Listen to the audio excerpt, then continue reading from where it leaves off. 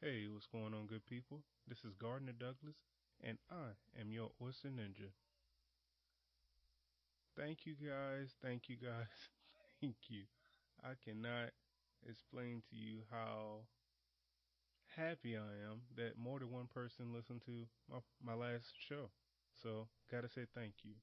I hope you guys keep listening, keep downloading, liking, sharing, all that good stuff. Follow me on Instagram, Oyster Ninja PC. Um, yeah, do all that good stuff, and it's gonna be some good stuff to follow. Today on our podcast, we got the man, the myth, the legend, George Hastings Jr.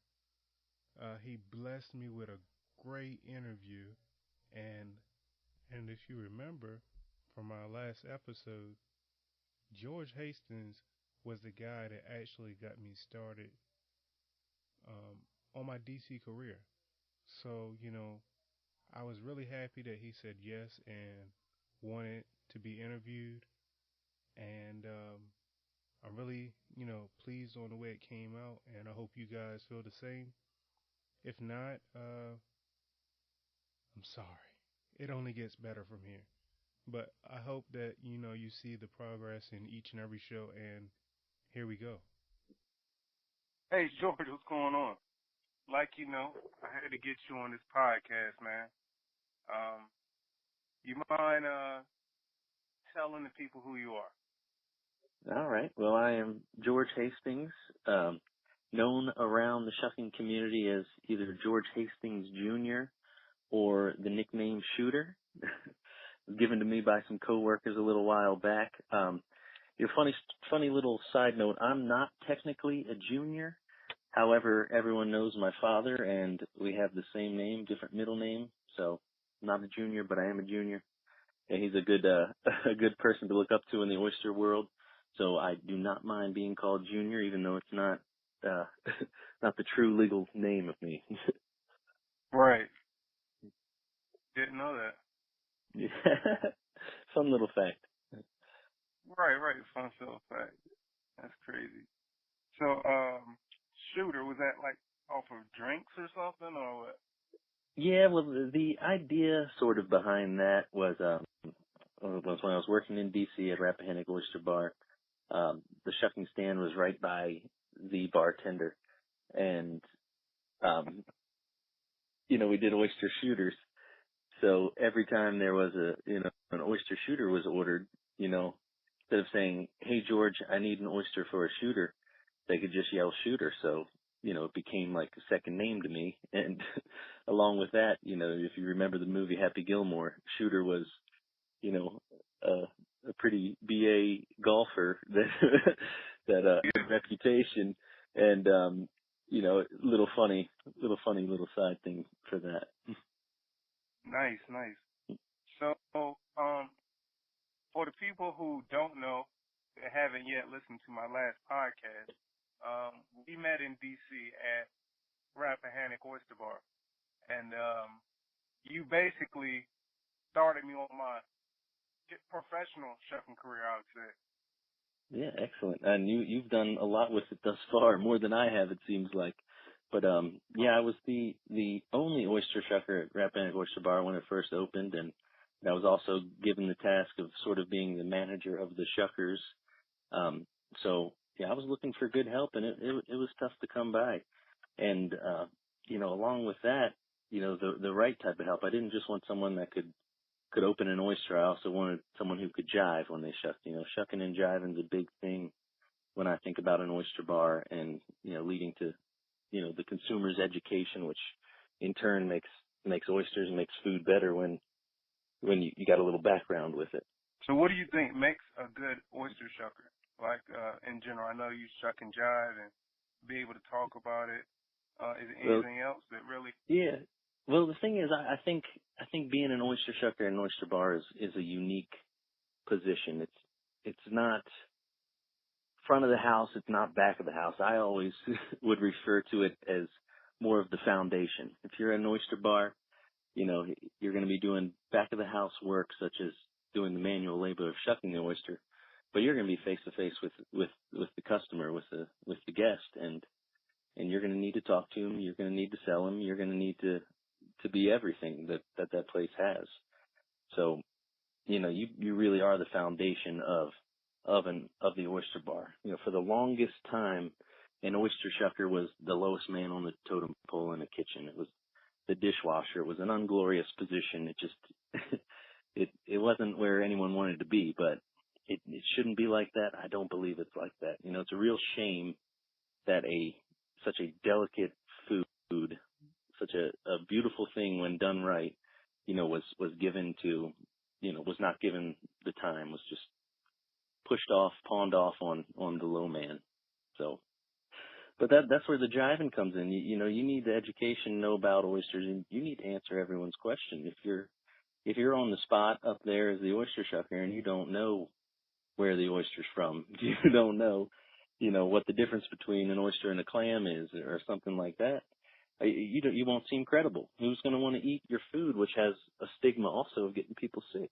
If they don't trust you for shucking that, you're you're not helping yourself either. No doubt, no doubt. I always kind of felt like, basically we were salesmen, right on the front line, because Mm-hmm. I believe like if you know your product, you can sell your product. So if you got somebody up there that knows the ins and outs, about oysters, then it just makes it so much easier on the servers, and it helps us too because you're right, it gives us that credibility. That's right. Biggest thing, know your product, know your craft, because there's going to be people out there that are interested in the oysters, but then there's going to be people that are interested in shucking oysters because when done properly, it's a work of art. It's a beautiful thing. You could sit there and watch it like a little kid watches a fish tank in amazement at a fish swimming around. Right. Do oyster after oyster, dozen after dozen, plate them, send them. Talk while you're doing it. It's a really cool thing to watch. You're the entertainment for that dinner and the show, and you're the show. It's showtime, baby. Right. So let's take a break from the raw bar aspect of it right now, and let's go, I guess, to your humble beginnings. How you started. How was it, growing up as the Hannibal as your father? Just how you started out.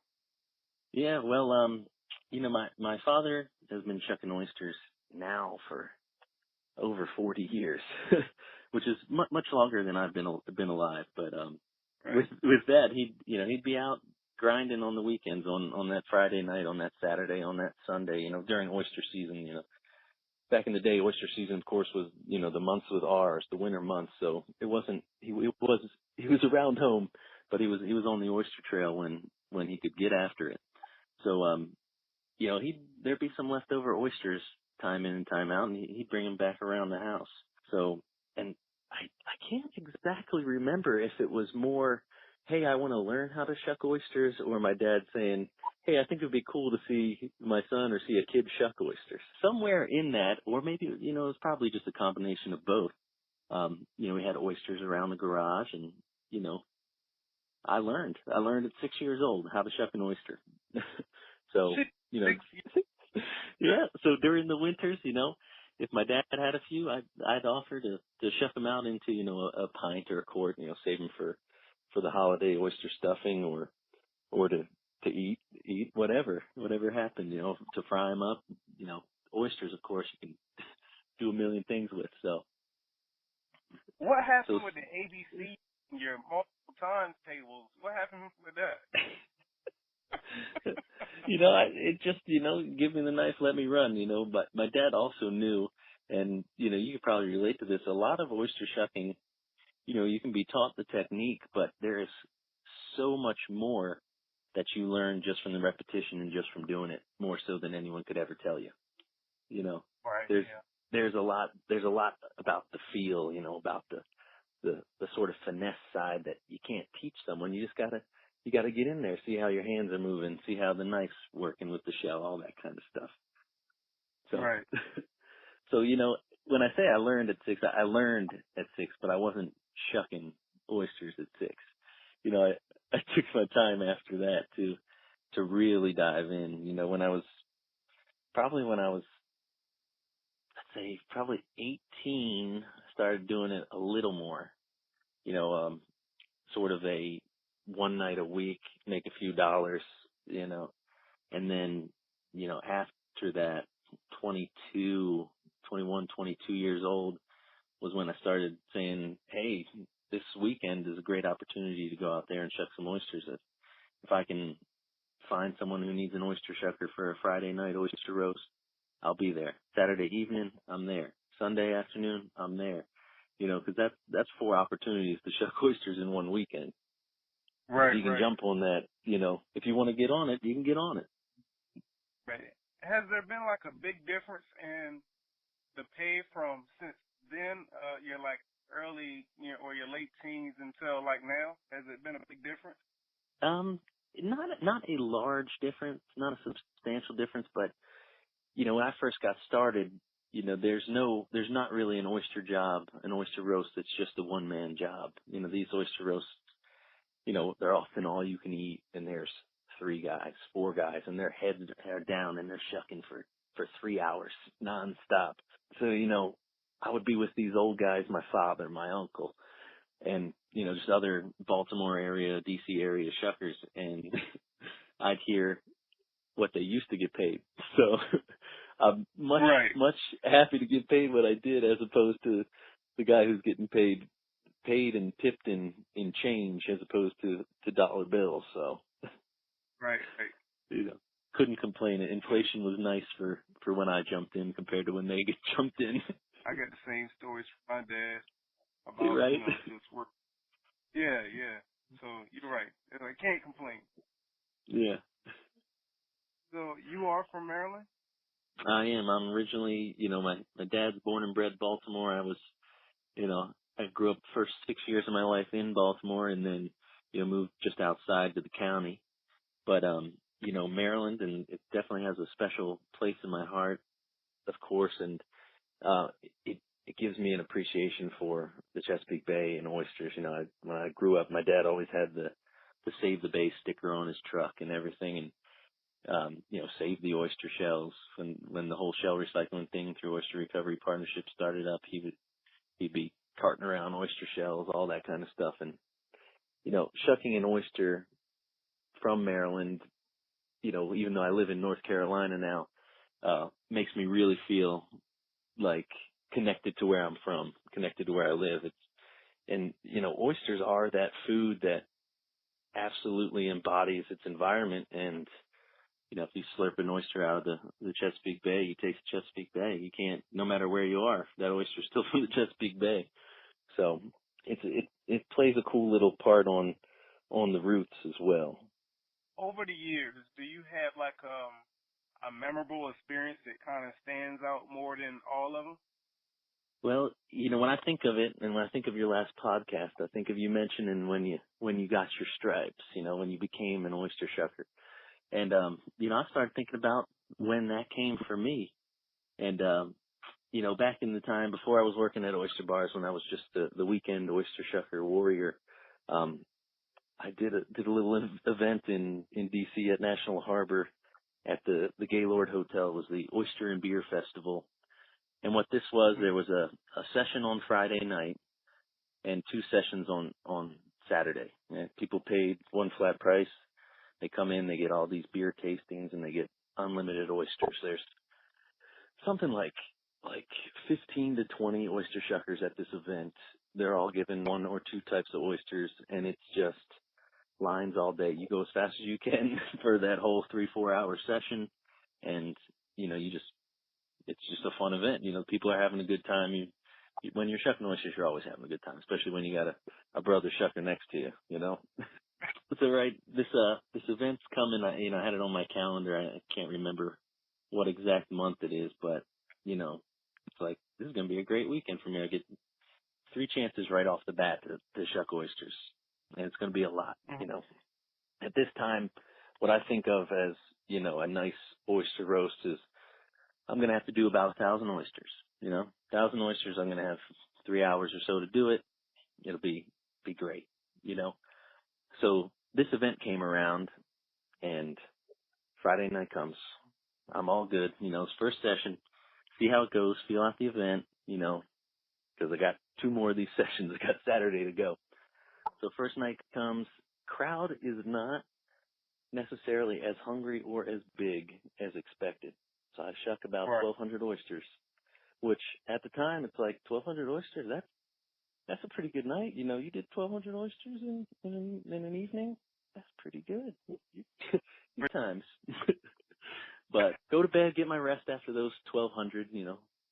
And Saturday's coming, and I know it's going to be more busy because it's Saturday. People don't have work. People are out. They're got nothing to do after it. This isn't on their plans. So first session comes, people are lined up like crazy. I'm shucking. I think the oysters I drew were like cocktail size oysters. I believe they were Beausoleils out of Canada, right? So very, Right. very, very uniform oyster, beautiful oysters. In my mind, they're easy to shuck. I sort of drew them because I was the young guy, and nobody wanted these small oysters because they couldn't hold them in their hands, as easy. They thought they were harder to shuck because of that, right? I love these things. They're smooth. They're all perfect, uniform.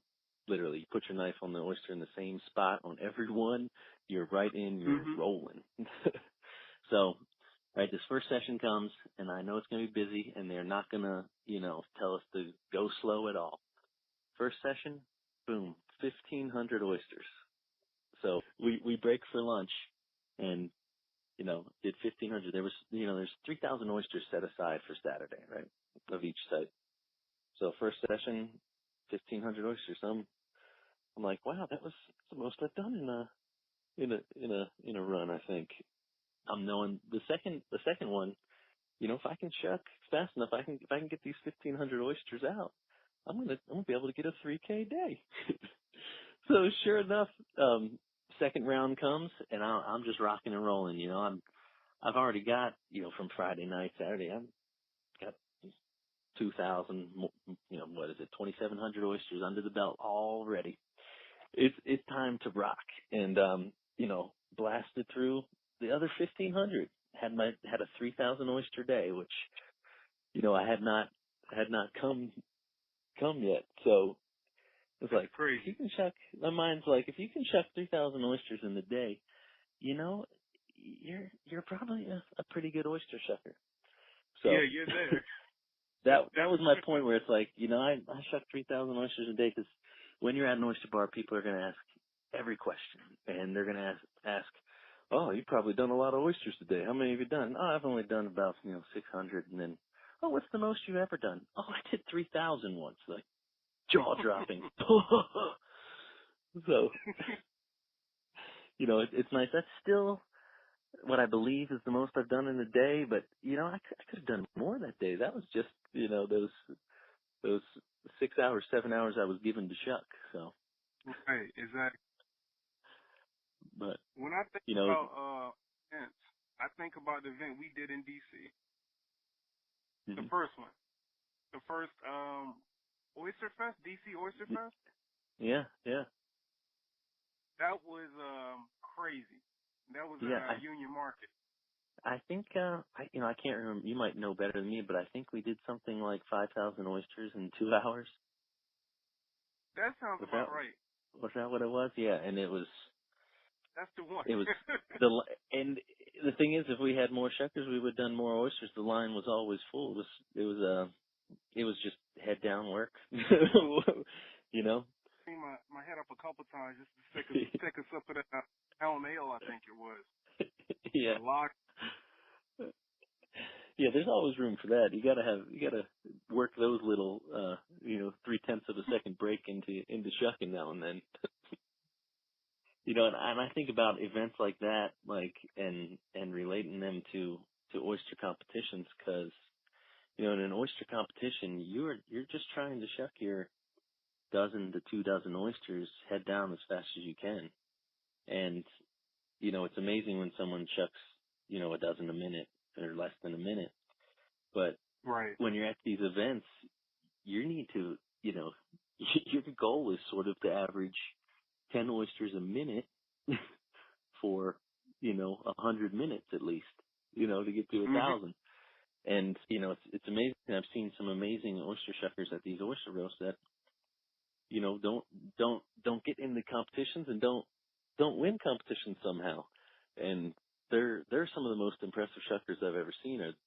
Are these warriors that are there on Saturday, just head down, just shucking oysters as fast as they can for as long as they can. Like, they're sprinting in the marathon, but they're never getting exhausted, which is amazing. You can't really. I mean, because if you get tired, then that puts the stress on somebody else, your next shucker beside you. Or, That's it's like right. you just far behind. You just keep pushing and forcing yourself. Yeah. It's amazing. And, you pull something out of yourself too when you get to do that. It's just like, wow, I didn't know I could go that fast. I didn't know I could go that fast for that long. And next Right. thing you know, you're at 1,000 oysters and you got a couple more boxes, a couple more bags that you can do. And, it's just awesome. It's a great feeling of accomplishment and pride when you get to do that. You talked a little bit about the oyster shucking competitions. How many times have you competed, and what's the best you ever came out? So, I competed this past year, and this was my fifth time going. My first one came in 2012, and then unfortunately I couldn't make it 2013, but I've been back to back since 2014. Been going. My best finish in the U.S. national competition is third, 2015. A cool little fact, which I just thought about this year. I've actually made the finals the past 4 consecutive years, which unfortunately, one of the great shuckers from Florida couldn't make it this year, and I would think he probably has the longest tenure of times making the finals, but he wasn't there, so I believe I might have at least as far as the men's side goes, the longest current streak of making the finals with 4 consecutive. So, unfortunately, out of those 4 times, I've come in fifth 3 times with the with the lone not being fifth, being that third in 2015. But Right. 2015 was a good competition year for me too. I actually the week before U.S. Nationals, I was in the Baltimore Shucking Championship and actually won that. And that was, I can't remember exactly how many times that's put on by Riley's Oyster in Baltimore. And since the beginning of that contest, no one had won except my father before. So I was the first person other than him to ever win. But at the same time, there was still no one not named George Hastings to win that competition up to that point. So it was a cool little family thing to carry on there. Right. But I went down to Jacksonville, Florida that year and got in the Oyster Jam shucking contest and came in second. And it was just every competition I got in that year, I was right at the top. So that was a hot year for me, so to say. What makes a difference in competing? Every year, you kind of, for me, I sort of pick something that I want to work on or focus on. One of the years, I want to say it was 2014, I was lucky enough to meet one of the best oyster shuckers in the world. His name's Michael Moran from Ireland. He's Irish champ, world champ, amazing fella too. His family owns one of the most prestigious and well-known oyster bars in the world, Moran's Oyster Cottage in Ireland. And he mentioned to me, because I wanted to know how he got to the top. He worked so hard for so long just to try to win the Irish championship, and then then he just took the whole world. But he mentioned to me, start keeping a little shucking journal, right? And write down everything that happened in that competition. Write down the way you set up the oysters, the way you set them on the tray. Say the 4th oyster you shucked, you had a misfire, you broke a shell, something slowed you up, talk about how your hands are moving. Are your hands moving fast enough? Is your body rocking? Is, what's going on in your head before? How tired are you? Everything like that. So I started writing down all this sort of stuff. I have in a little book that, I don't really let anyone see me. And, and what I'll do is, before a competition now, I will read it. And, I'll start thinking about things, and it sort of calms me down and helps me focus on those things. Cause, when you're in a shoving contest, you might be in 3 in a row, so to say, in 3 months, but there's 7 months when you're not in an oyster shucking competition. So your mind's not thinking about what you need to do to win, like, a lot of times I feel like I'm not moving both my hands. Like, this is a good example, sort of. When you shuck the oyster, you lose one shell, you have one shell. So when you're throwing one shell, you should be putting down the other shell. You should be moving in unison, And, when you start focusing, realizing that could save you a half a second per oyster, or, a tenth of a second per oyster, something like that. A tenth of a second for 2 dozen oysters, that's going to save you 2 seconds, which the difference in oyster shucking competitions can be hundredths of a second. If you just write down one thing each time and you work on that one thing, and then that one thing becomes habit, and you work on the next thing, and the next thing becomes habit, then you'll be essentially the best you can be, because, you're always working on one thing, and you're always, if you're shaving 1 second, that's 1 second faster than you were the year before. That gives you 1 second better of a chance to win, or to do something else. So you think you're going to the top? I hope so. I used to, I used to shuck a lot of oysters. I'm sort of, I'm not working in an oyster bar right now. I sort of just do oysters as my hobby. Still my favorite thing in the world, but, I don't do it Right. as my day job anymore. So I wouldn't say that I have the most practice, but, I'm still confident that I can do it, because, like, if you look at my times from this year, in the national competition, the preliminary heat, one of the things I was thinking about is, I haven't shucked many oysters in the past year, or not as many as I have in the past. I've shucked a couple 100,000 year to year for a while. And, it bothered me a little going in, but once you already, you got it and you really focus on it, you can still succeed. And, I still get my practice in. I don't think you necessarily need to shuck 300,000 oysters in a year. Maybe you can do it with 3,000 if you have a focused attack when you're shucking them. My goal is to get to the top. And, a few years ago, I gave myself an internal clock, like, I'm giving myself 5 years, and, I better see improvement, or else I'm just going to face it that I'm never destined to win. And, I've gotten progressively better, so I'm still thinking I'm riding that way up. And on that, I was mentioning about the preliminary heat this year at the U.S. Nationals. I think I shucked my best time ever, really. I slowed it down in my head. My focus was, shuck really clean oysters. Go fast, but don't have speed be your main thing. So, so I shucked my 2 dozen in 2:14, which by no means is the fastest. There's, people shucking, 1 minute and 50 seconds to shuck 2 dozen is not crazy to think anymore. So, but my 2 dozen in 2:14, and I only had 15 seconds of penalties. So I came in under 2:30.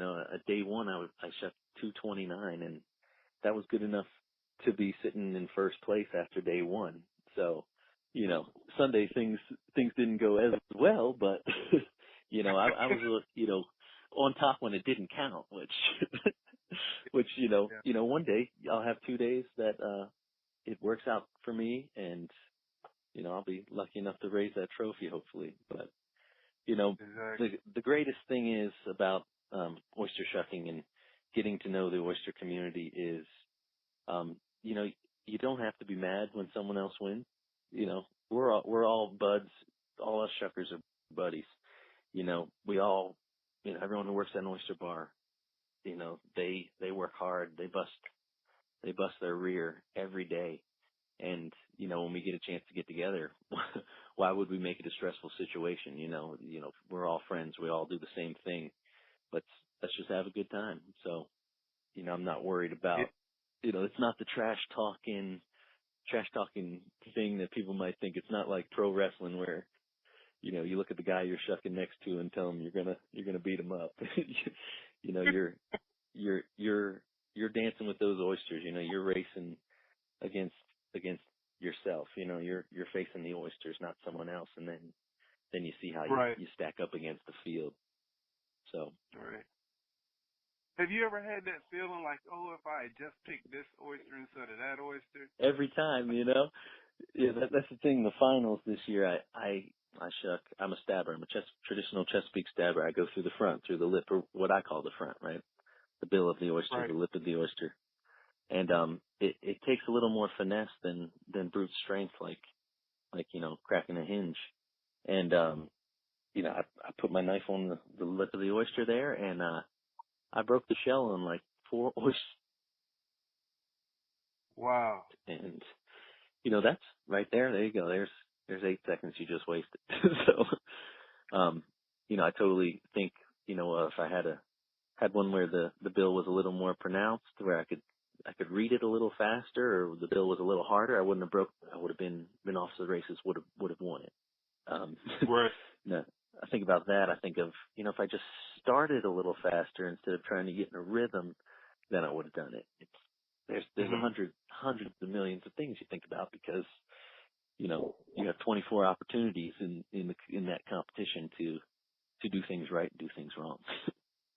That's right. Once it's over, yeah. Yeah. And, you can't let things get to you either. If you make that mistake, you can't think, geez, I just lost it. Everyone's going to have something like that. So, if you just string together the right combination of speed and, the accuracy, the penalties, then anyone can win. It's an any given Sunday thing. Nice. So, besides shucking oysters, do you have any hobbies or anything else that's going on, or what's your next favorite thing to do?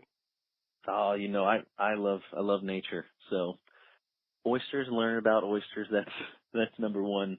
But I also like the outdoors. I like fishing. I like hiking. I like I'm a family man too. I got 2 beautiful young girls. I like being with my wife and daughters too. So those are definitely my favorite things, and I'm very happy that I started a tradition with my family that I had when I was a kid, and it was going to the Oyster Festival every year. I went with my mom, my dad, and it was a thing. The 3rd weekend in October, we're going to be in St. Mary's County every year, and I got my daughters knowing that now. My wife knows that, and it's on the calendar already for next year. So yeah, I got my daughter. She'll scream when an oyster shucking contest is going on. They'll do the countdown. 5, 4, 3, 2, 1, shuck! And she's screaming her head off. She's cheering for me. It's a great feeling. What would you say? One other question, or if you want to name more, like what's the most common questions that you get asked?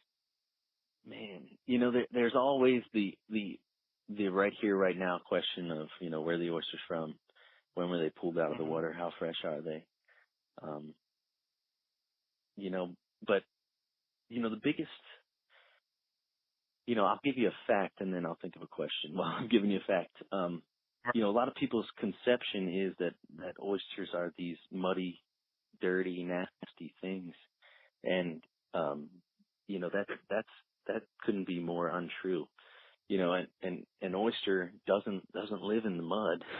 If an oyster is in the mud, it can't filter water, it can't breathe, it can't eat, and the oyster will die. It's not like a clam. A clam buries itself in the sand. Oysters aren't a dirty, nasty thing. They're a clean creature. Not necessarily a clean creature, right? But they need to be clean or else they'll die.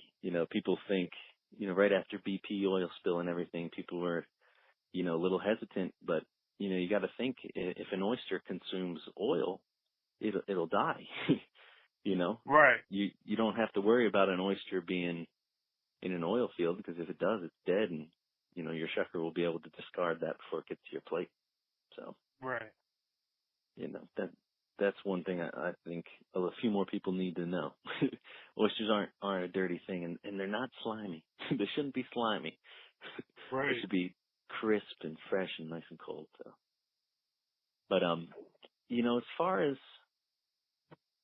questions, I get asked how to shuck oysters. I get asked, always about pearls, like how does an oyster make a pearl? How many pearls do you have? Man, I got a nice little handful. I try to keep every pearl I find and put it in a little baby food jar. I'll have Right. to send you a picture. I can take a picture of what I got and show you. I mean, Yeah. there's not necessarily a pearl that's a moneymaker, but Uh-huh. I have a nice little collection. I got one that I found in a clam that is my best one, but most of mine are from oysters though. But So do you? there's plenty of oyster shuckers around this country that I've met and Uh-huh. I've connected with. I've been in competitions up in New England. I've been in competition out in Colorado, down to Florida, the whole East Coast, and every time I meet a shucker, they're one of a kind people, and their stories are great too. So I hope to hear many interviews from these shuckers around the country too. No doubt. Shuck talk. I love it. That's right. All right, George. Appreciate you, man. Thank you for letting me interview you, and we'll be talking soon, man. Yeah, man. Thanks for having me. We will definitely be in touch, man. I'm very proud of you. I'm happy with what you're doing here, and it's a cool little ride to watch you riding. Thank you. I'm riding the wave. So again, I hope you guys enjoyed the interview. Hope you got something out of it. Hope you feel a little warm and fuzzy for George Hastings.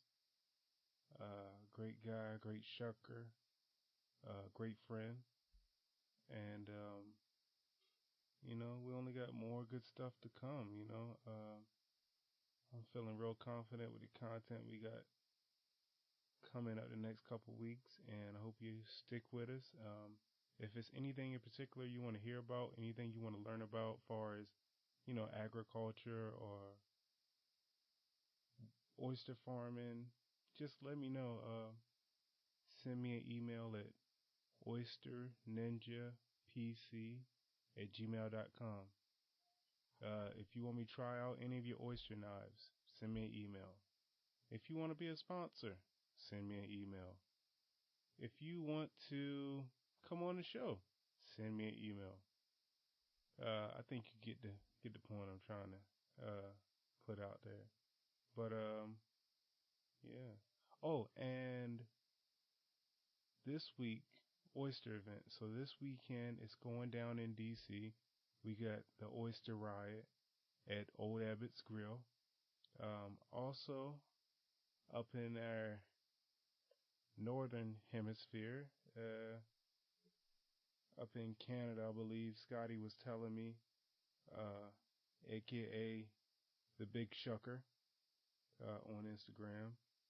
We got the 7th annual Whistler's Food and Drink Festival, and there they'll be having a good old shucking time. I think they'll be having a shucking competition there, and he'll be entering. So if you don't follow him already on Instagram, go follow him, Big Shucker. Um, yeah, and just keep supporting us. We got some good stuff coming for you. So thank you, and I'll see you next week.